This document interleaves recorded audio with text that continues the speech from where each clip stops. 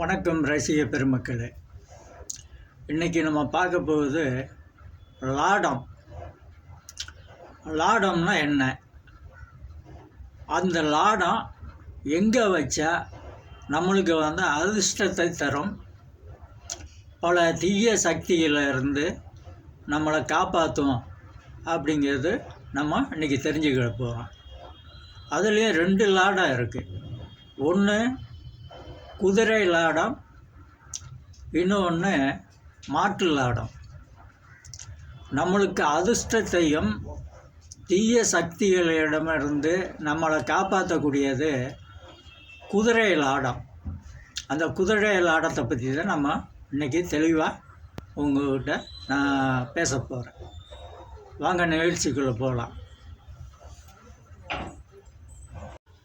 நம் முன்னோர்கள் அந்த தேஞ்சு போன குதிரை லாடத்தை வாசலுக்கு மேலே, நிலைக்கு மேலே ஒரு ஆணி அரைஞ்சி அந்த குதிரை லாடத்தை தொங்க விட்டாங்க. அப்படி தொங்க விட்டால் வீட்டுக்கு காற்று கருப்பு வராது, கண் திருஷ்டி போகும். வீட்டில் சில வீட்டில் பணம் வச்சுருப்பாங்க. சில வீட்டில் அந்த காலத்தில் தானிய வகைகள்லாம் ஒரு இடத்துல குமிச்சு வச்சுருப்பாங்க.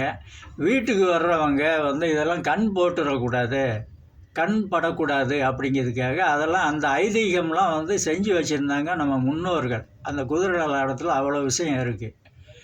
அந்த குதிரை லாடத்தை நீங்கள் இப்போ யாருமே அந்த குதிரை லாடத்தை வாசலுக்கு முன்னாடி யாரும் இப்போ தொங்க போடுறது கிடையாது. ரொம்ப பேருக்கு அதை பற்றி தெரியாது.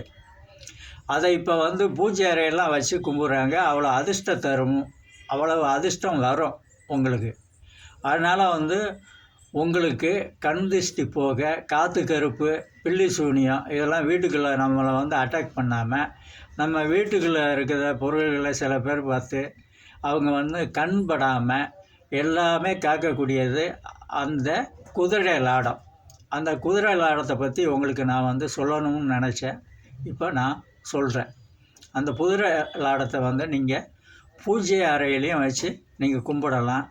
உங்களுக்கு அவ்வளவு அதிர்ஷ்டத்தை தரும். வீட்டில் பணத்தட்டுப்பாடே இருக்காது. நம் முன்னோர்கள் நம்மளுக்கு கற்றுக் கொடுத்த சில பாடங்களை நாம் மறந்துவிட்டோம். அதில் இந்த குதிரை லாடமும் ஒன்று. நன்றி, வணக்கம்.